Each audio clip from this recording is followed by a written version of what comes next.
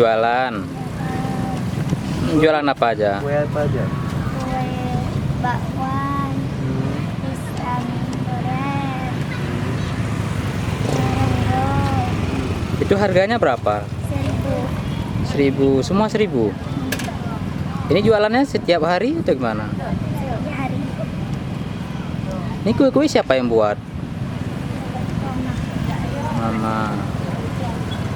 Gimana? Senang bantu orang tua? Ini sampai kapan rencana mau jualan? Sampai hari ini. Sampai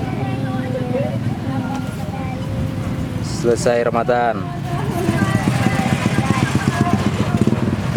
Nanti uangnya diapakan?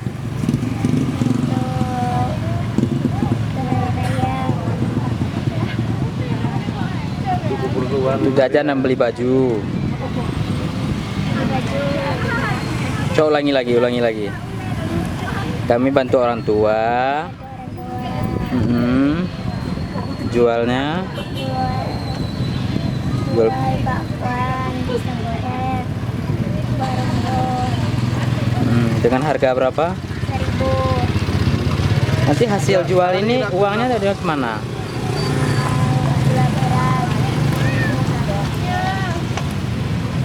Beli beras maksudnya. Beli beras, beli baju lebaran.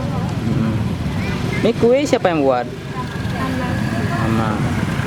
Kenapa mau bantu orang tua?